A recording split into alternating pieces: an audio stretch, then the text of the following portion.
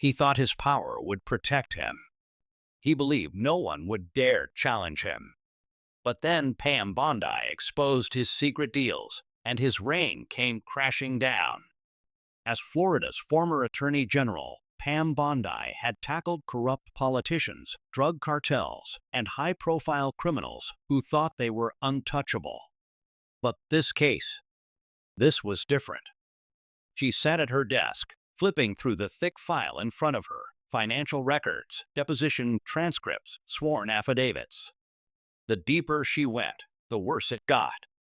At the center of it all was Judge Robert Kinsey, a man who had spent over 2 decades on the bench. On the surface, he was a respected figure.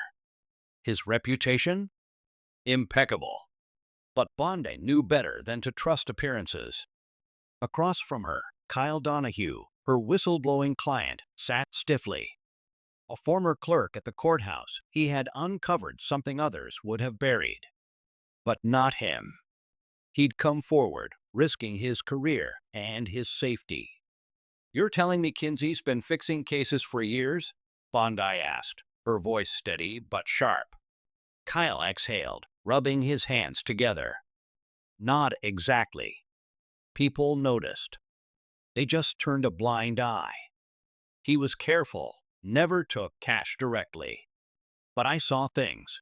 Case files disappearing, verdicts that made no sense. Rulings that helped the same few people over and over." Bondi studied him.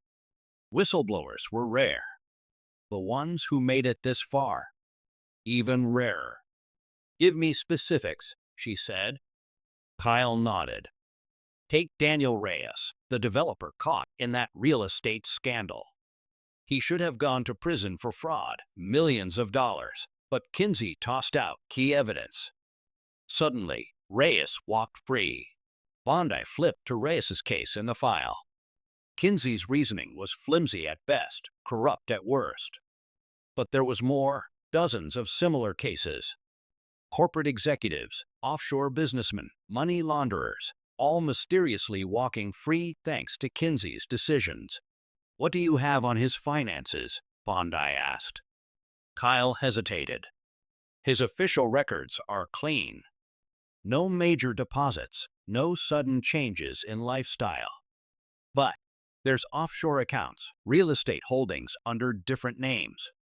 And I think he's being protected." Bondi's eyes narrowed. "By who?" Kyle shook his head. "I don't know.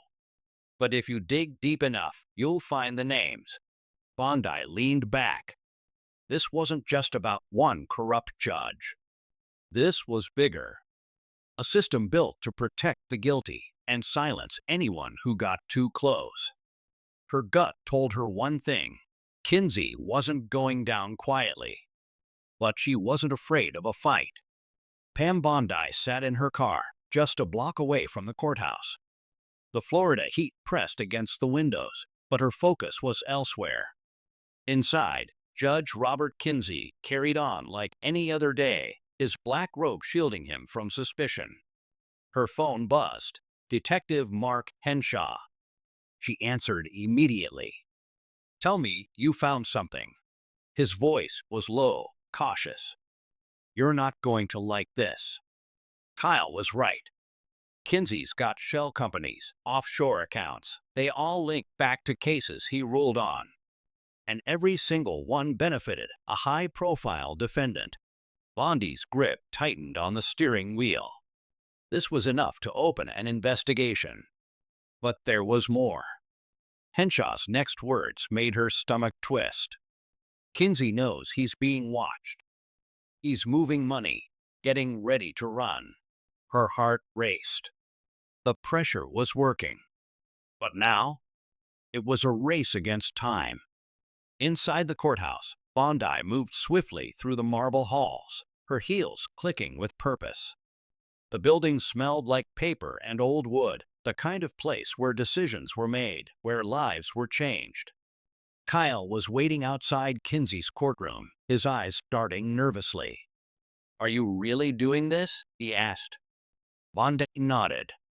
"We don't have a choice." Inside, Kinsey presided over a simple contract dispute. His face, the picture of control. But Bondi knew better. She knew he was performing, and she was about to tear it apart. When the trial adjourned for recess, she made her move. "Your Honor," she called, striding toward the bench. "A moment of your time." Kinsey's eyes flicked to her, clearly irritated. "Miss Bondi, I wasn't aware you were part of these proceedings." "I'm not," she said, "but I think you and I have some unfinished business." The courtroom emptied, but Bondi didn't move. Kinsey sighed, stepping down from the bench. "You're here about the whistleblower, aren't you? Don't waste your breath. You've got nothing." Bondi smiled. "We'll see about that." She handed him a manila folder, financial records, offshore accounts, corporate ties. "You've been sloppy." Kinsey's eyes flickered, just for a second, but it was enough. He opened the folder, scanning the pages. Then he closed it. "This means nothing." "Not yet," Bondi replied. "But it will." As she turned to leave, Kinsey's voice stopped her. "You're making a mistake, Pam." She glanced back over her shoulder. "No, Robert. You did. And now the whole world is about to find out." Bondi had faced threats before. They came with the job. But the way Kinsey had said it, the weight behind his words, was different. This was a challenge. But she wasn't backing down. Later, in a small diner, Bondi met with Detective Henshaw. Over terrible coffee, they pored over the stack of documents he'd gathered. Kinsey's shell companies, his ties to powerful people, the countless cases he'd manipulated for the highest bidder. "He's not working alone," Bondi muttered. "This is bigger than just him." Henshaw leaned in, his voice low. "There's something more. Kinsey's moving money, covering his tracks. We don't have much time." Bondi slammed her hand on the table. "Then we force his hand." The next morning, Bondi arrived at the courthouse, file in hand. She wasn't there to play nice. Inside, Judge Kinsey sat at the bench. He still looked in control, his gavel ready to strike, but today, the system was about to strike back. She rose from her seat. "Your Honor," she said loudly, her voice cutting through the room. "I have urgent business before the court." She pulled the thick file from her bag. "You violated the trust of this court and the people of Florida." Kinsey's grip tightened on his gavel. "This is outrageous." Just then, the courtroom doors flew open. Detective Henshaw and two federal agents walked in. Bondi placed the flash drive on the clerk's desk. "This drive contains records of offshore accounts, illegal transactions, and case tampering. Every ruling you made that was bought and paid for."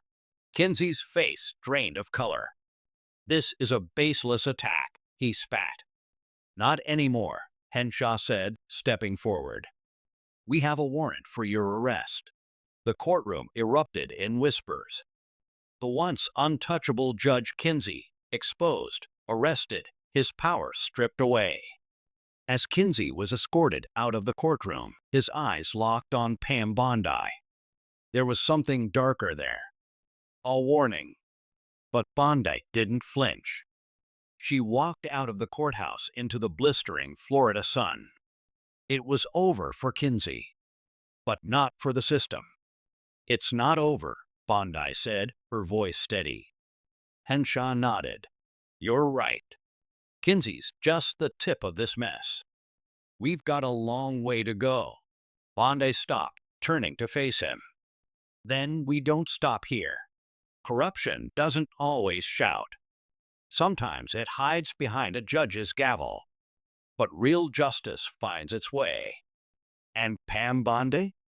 She was just getting started.